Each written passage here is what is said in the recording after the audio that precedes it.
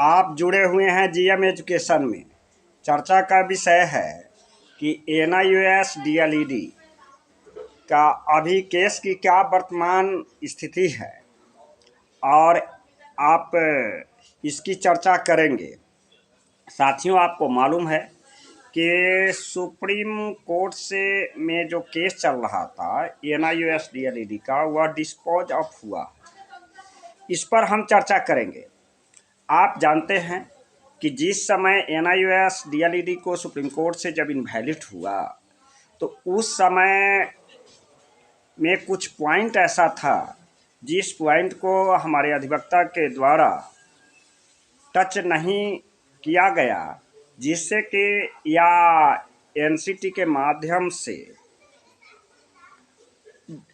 Explain में कमी रह गई, जिसके कारण एनआईओएस डीएलईडी अभ्यर्थी को वैलिडिटी नहीं मिली। अब इस केस को डिस्पोज ऑफ के कारण क्या है? चूँकि एक चैनल है, आपने देखा है कि बंगाल में कौशिक दास का जो केस था उसे भी सुप्रीम कोर्ट से वापस किया गया और हाई कोर्ट के द्वारा चैनल के रूप के सिस्टम से केस का संचालन हुआ।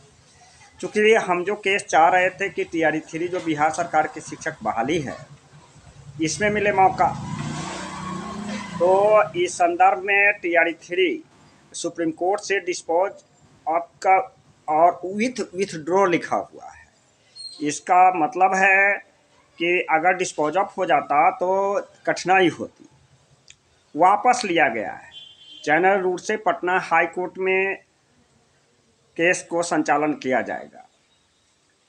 अब इसका तरीका क्या है, इसमें तो अधिक बातें कानूनी रूप से जानकार अधिवक्ता लोग बताएंगे कि रिव्यू पिटिशनर के रूप में क्या केस किया जाए, रिव्यू केस दायर किया जाए, जिसमें कि सुप्रीम कोर्ट में जिस समय पहली बहस हुई उसमें अधिवक्ता के मुताबिक बहुत सारे अधिवक्ता के राय विचार विमर्श से ऐसा निष्कर्ष निकाला जा रहा है कि उस पॉइंट को एक्सप्लेन किया होता उस समय में तो हमारी जीत हुई होती। उस पॉइंट की को तथ्य को एक्सप्लेन करने में कमी रह गई, जिसको रिव्यू के माध्यम से किया जाए। दूसरी तरफ हमारा गजट का केस है और तीसरा इधर है कि एनआईओएस को बिहार शिक्षक बहाली में कैसे शामिल किया जाए।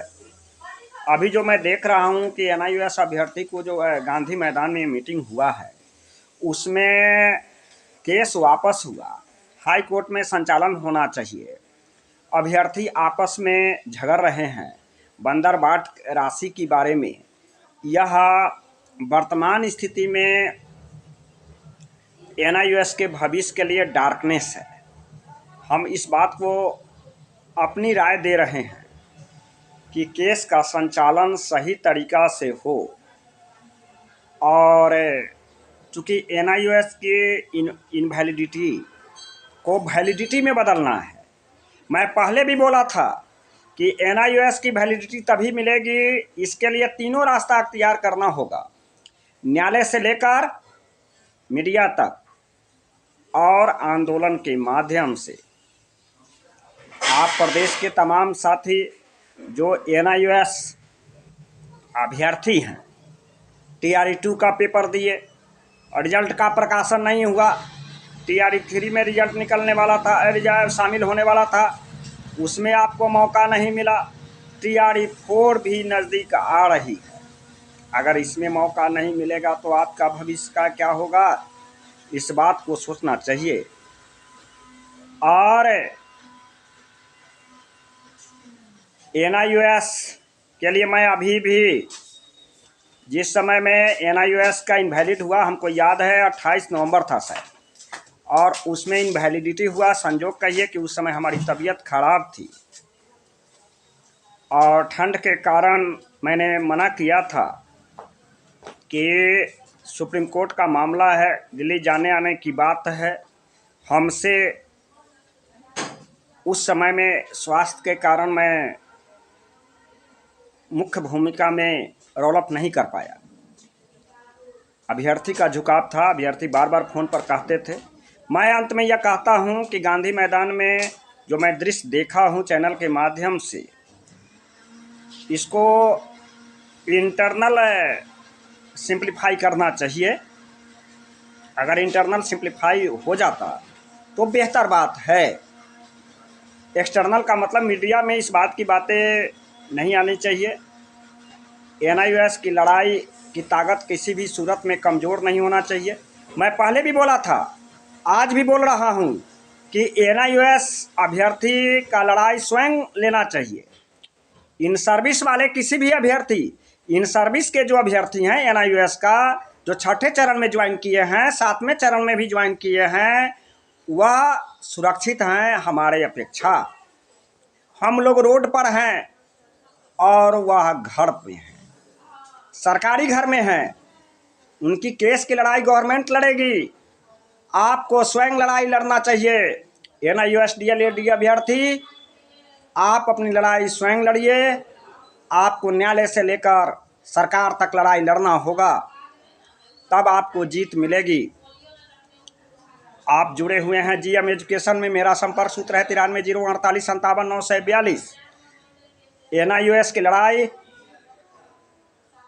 वैलिडिटी के लिए जो एनआईओएस शिक्षक अभ्यर्थी हैं उनको स्वयं लड़ना चाहिए। आपका विचार जो भी हो कमेंट के माध्यम से संपर्क स्थापित करके दे सकते हैं। धन्यवाद। आपका साथी तिवारी झा। और किससे भागा है? ठीक है, आप लोग इसलिए बोलिएगा, आप लोग नहीं बोलिएगा। चलिए नहीं सर हटाइए सर। अभी नहीं आप हमको ये बताइए ना कि ये लोग आपको लेके आया है और आप यहाँ पे ये कर रहे हैं, ड्रामा कर रहे हैं, ठीक है? हाँ, ड्रामा बोल रहे हैं तो यही ना हो रहा है जी यहाँ पे। और क्या हो रहा है? शिक्षक होने के नाते इस तरीके नहीं ये क्या हो रहा है? 3-4 गो लड़का को लेके आके और कोई नहीं है तुम्हारे साथ। चलिए ठीक है भाई। टोटल फंडिंग कितनी हुई अगर ये लोग मांग रहे हैं? नहीं फंडिंग ये टीआरई 3 का अभ्यर्थी है। टोटल फंडिंग आपको जानने का अधिकार नहीं है। अधिकार जिसको है नहीं अरे यार ठीक है, फालतू बात नहीं है। जो भी देखिए, एक बात हम आपको बताते हैं। कोई भी देखिए, ये लोग आया है यहाँ पे यही करने के लिए, ठीक है? फंडिंग का बात है। हम जब फर्दर यहाँ आने की बात नहीं है, ठीक है ना। मेन मुद्दा हम लोग का था कि हाई कोर्ट में जो है एक केस करना था कि हम 3.0 में बैठे, ठीक है ना। लेकिन यहाँ पे असम वाले जो है बिहार में आकर परीक्षा देंगे। हम लोग 1 महीना से मतलब पेटिशनर पैसा लेके और फंड की जहाँ तक 1 सेकंड, फंड की बात जहाँ है, हम लोग जब सुनवाई कराएंगे तो आपको दिख जाएगा कि क्या फंड है, ठीक है? चला रहा है, ठीक है ना। हम लोग का क्या कुछ सुनवाई हुआ सर? हम लोग का क्या पैसा नहीं आ रहा है, हम लोग कुछ कर पा रहे हैं? पेटिशनर 1 महीने से बन रहा है। आसाम के लोग आने यहाँ आके दे रहा है भाई, तो उसमें सरकार न जाने, कोर्ट न जाने, उसमें हम क्या कर सकते हैं? बिहार में का बहाली जो है, बिहार का बहाली हम ताक रहे हैं, क्या कर सकता है? धंधा किया हुआ है सर, या तो सभी को पेटिशनर बनाए, हमें तो सारा रिफंड ठीक है, लड़ाई मत करिए, आप लड़ाई कर रहे हैं। या तो सभी को पेटिशनर बनाए, हमें तो रिफंड क्या है, कितना फंडिंग है वो पूरा बताएं। भाग न रहे हैं।